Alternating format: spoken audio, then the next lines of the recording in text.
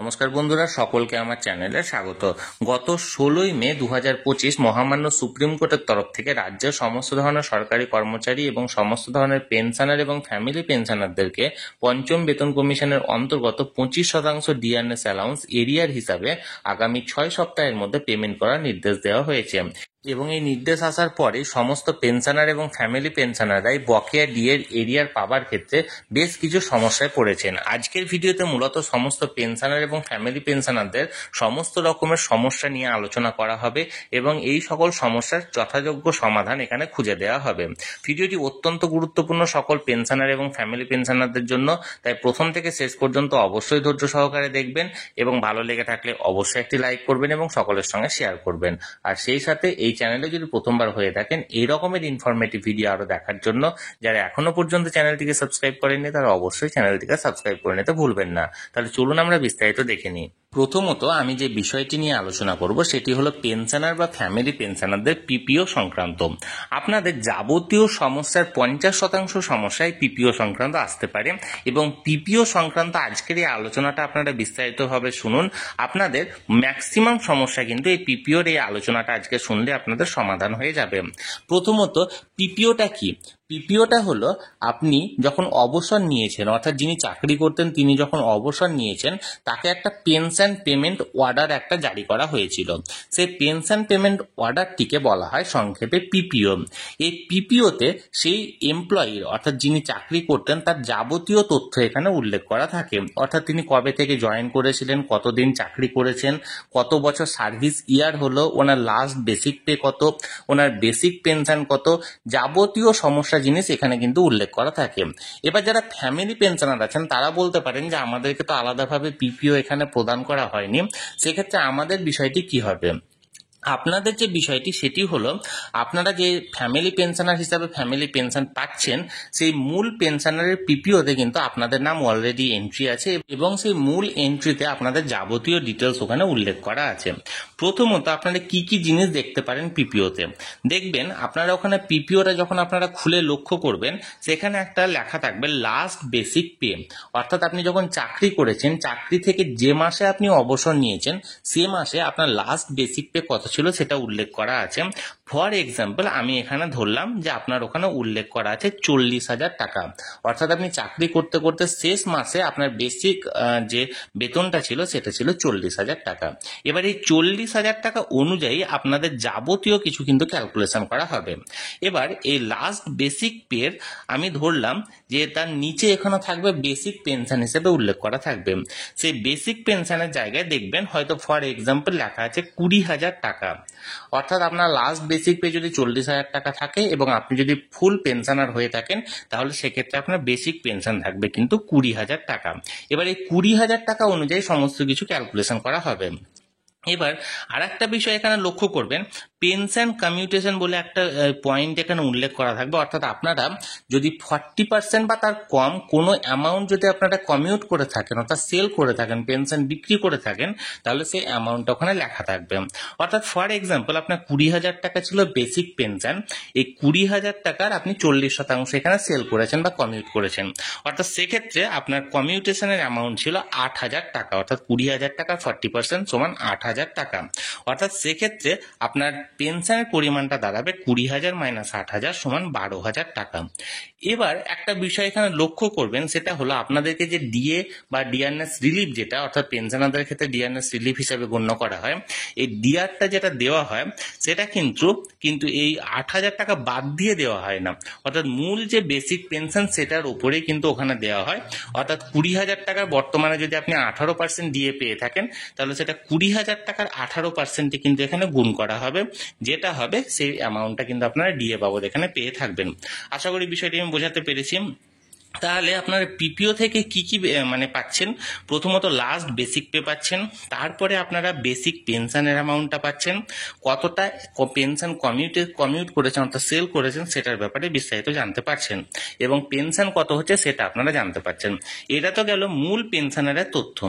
এর পাশাপাশি ফ্যামিলি পেনশনারেরও তথ্য এখানে দেওয়া থাকবে, অর্থাৎ আপনার ধরুন যিনি ওয়াইফ আছেন বা যিনি স্পাউস আছেন বা কোনো কন্যা হয়তো মানে ডিভোর্সি কন্যা কন্যা বা মানে আপনার বিবাহ হয়নি এরকম কোনো কন্যার নাম থেকে থাকে বা হ্যান্ডিক্যাপ্ট কোনো পুত্রের নাম থেকে থাকে, সেগুলো কিন্তু ফ্যামিলি পেনশনারের জায়গায় কিন্তু এন্ট্রি করা আছে। ওখানটায় দেখবেন ফ্যামিলি পেনশনারের কয়েকটা পয়েন্ট দেওয়া আছে। প্রথমত আপনারা লক্ষ্য করবেন যে এনহ্যান্সড ফ্যামিলি পেনশন বলে একটা পয়েন্ট লক্ষ্য করা থাকবে। অর্থাৎ এনহ্যান্সড ফ্যামিলি পেনশন অর্থাৎ বর্ধিত ফ্যামিলি পেনশন, এটা মূলত 7 বছর পর্যন্ত দেওয়া হয়ে থাকে। অর্থাৎ একজন সরকারি কর্মচারী যেদিন রিটায়ার করেছেন সেদিন থেকে আগামী 7 বছর পর্যন্ত এই অ্যামাউন্টটা উল্লেখ করা থাকে। অর্থাৎ সেক্ষেত্রে বেসিক পেনশনটা, মূল কর্মীর বেসিক পেনশনটাই কিন্তু এনহ্যান্স ফ্যামিলি পেনশন হিসাবে ওখানে লেখা থাকে। অর্থাৎ দেখবেন, আমি ফর এক্সাম্পল, আমি যেহেতু আগের এক্সাম্পলে 40,000 টাকা লাস্ট বেসিক এবং বেসিক পেনশন 20,000 টাকা ধরেছে, সেই হিসাবে দেখবেন এনহ্যান্স ফ্যামিলি পেনশন যেটা, সেটাও থাকবে 20,000 টাকা। এবং ফর এক্সাম্পল যদি সেই কর্মী 2018-তে ধরুন রিটায়ার করেছে, তাহলে আগামী 7 বছর অর্থাৎ টিল 2025-এর একটা মাস দেওয়া থাকবে, অর্থাৎ 2025-এর মার্চ পর্যন্ত বা 2025-এর এপ্রিল পর্যন্ত তিনি এই এনহ্যান্সড বেসিক পেনশনটা পাবেন, অর্থাৎ এনহ্যান্স ফ্যামিলি পেনশনটা পাবেন। অর্থাৎ আর একবার বিষয়টি ক্লিয়ার করে দিই। প্রথমত হচ্ছে আপনার মূল পেনশনারের তথ্য তো বিষয়গুলো ক্লিয়ার করা ছিল। এবার এনহ্যান্স ফ্যামিলি পেনশনটা ছিল মূল পেনশনার যেদিন রিটায়ার করেছেন সেদিন থেকে 7 বছর পর্যন্তটা দেওয়া থাকে, এবং সেটা ধরুন মূল যে বেসিক পেনশন ছিল সেটাই, অর্থাৎ পেনশনটা কমে যাবে না এই সময়সীমার মধ্যে। অর্থাৎ মূল পেনশনার যদি ধরুন 2022-এ অবসর গ্রহণ করে মারা গেছেন, তাহলে সেক্ষেত্রে 2029 সাল পর্যন্ত কিন্তু এনহ্যান্স ফ্যামিলি পেনশন পাবেন তার সেই ফ্যামিলি পেনশনার। অর্থাৎ সেক্ষেত্রে মূল যে বেসিক পেনশন সেটা অনুযায়ী কিন্তু ক্যালকুলেটটা করতে হবে। আর যদি ধরুন 2017-তে মানে অবসর নিয়েছেন বা 2018-তে অবসর নিয়েছেন, তাহলে 7 বছর অর্থাৎ 2024 বা 2025-এই তাদের কিন্তু এই 7 বছর কমপ্লিট হয়ে গেছে, ফলে তারা নর্মাল ফ্যামিলি পেনশন হিসাবে পাবেন। আশা করি বিষয়টি আমি বোঝাতে পেরেছি। তাহলে এই একটা পয়েন্ট থাকলো এনহ্যান্সড ফ্যামিলি পেনশন। এবার আরেকটি পেনশন পাবেন, সেটা হলো ফ্যামিলি পেনশন। অর্থাৎ এই 7 বছরের পর ফ্যামিলি পেনশন হিসাবে কত পাবেন।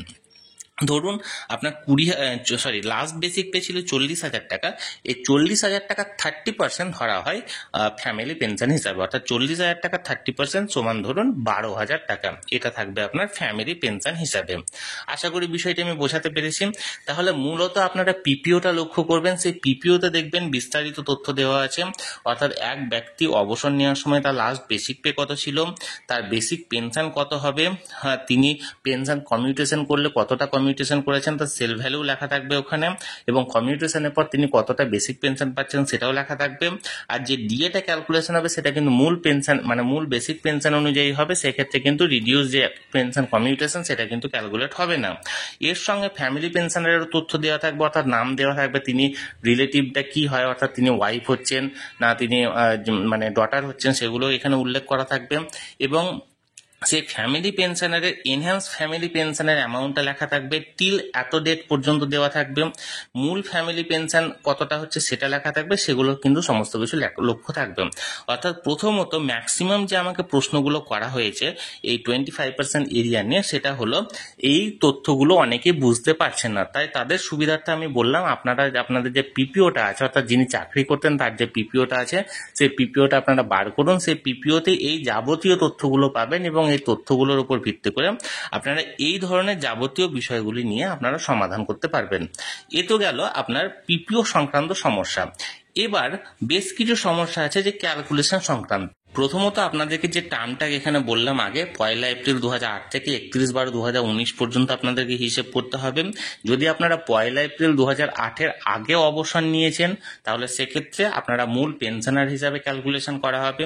যদি 1 এপ্রিল 2008-এর অনেক আগে অবসর নিয়েছেন এবং তারপরে 1 এপ্রিল 2008-এর আগেই সেই মূল পেনশনারের মৃত্যু হয়েছে, এবং 1 এপ্রিল 2008-এর আগে ফ্যামিলি পেনশন চালু হয়েছে এবং বর্তমানে তিনি পেনশন পাচ্ছেন, তাহলে সেক্ষেত্রে 1 এপ্রিল 2008 থেকে 31/12/2019 পর্যন্ত ফ্যামিলি পেনশনারের হিসাবে ক্যালকুলেশনটা করা হবে। এবার ধরুন আপনারা 2010-এ হয়তো কেউ অবসর নিয়েছেন, 2010-এ 10 পর্যন্ত ইন সার্ভিস এমপ্লয়ি হিসাবে ক্যালকুলেশন হবে, 10 থেকে 19 পর্যন্ত তার পেনশনার হিসাবে ক্যালকুলেশন হবে। ধরুন 2010-এ তিনি অবসর নিয়েছেন, 2014-তে মারা গেছেন, তাহলে সেক্ষেত্রে 2010 পর্যন্ত ইন সার্ভিস এমপ্লয়ি হিসাবে, 2010 থেকে 2014 পর্যন্ত পেনশনার হিসাবে, এবং 2014 থেকে 2019 পর্যন্ত হবে ফ্যামিলি পেনশনার হিসাবে। হিসাবে। এরপর ধরুন আর একটা বিষয়, ধরুন তিনি 2010-এ অবসর নিয়েছেন, 2014-তে মারা গেছেন, তারপরে মূল যে ফ্যামিলি পেনশনার ছিল তিনি ধরুন 2017-তে মারা গেছেন, তাহলে সেক্ষেত্রে 2010 পর্যন্ত ইন সার্ভিস এমপ্লয়ি হিসাবে, 2014 পর্যন্ত পেনশনার হিসাবে, 2017 সাল পর্যন্ত ফ্যামিলি পেনশনার হিসাবে এবং 17 থেকে 19 সাল পর্যন্ত যাবে ওটা নমিনি হিসাবে। অর্থাৎ এইটুকু টাইমটা পাবে না, 2017 সাল পর্যন্ত যে ক্যালকুলেশনটা হবে সেটা নমিনিকে দিয়ে দেওয়া হবে। আশা করি বিষয়টি আমি বোঝাতে পেরেছি। আর কোনো সমস্যা আশা করি থাকার কথা নয় এই পেনশন সংক্রান্ত। তবুও যদি আপনাদের কোনো রকম কোনো সমস্যা থেকে থাকে আমাকে অবশ্যই কমেন্ট করুন, আমি চেষ্টা করব পরের ভিডিওতে আপনাদের যাবতীয় সমস্যাগুলো নিয়ে আলোচনা করার। আজকের ভিডিওটি যদি ভালো লেগে থাকে অবশ্যই একটি লাইক করুন এবং সকলের সঙ্গে শেয়ার করুন। আর সেই সাথে এই চ্যানেলে যদি প্রথমবার হয়ে থাকেন এরকমের ইনফরমেটিভ ভিডিও আরও দেখার জন্য যারা এখনো পর্যন্ত চ্যানেলটিকে সাবস্ক্রাইব করেননি তারা অবশ্যই চ্যানেলটিকে সাবস্ক্রাইব করে রাখুন। ধন্যবাদ, দেখা হচ্ছে পরের ভিডিওতে।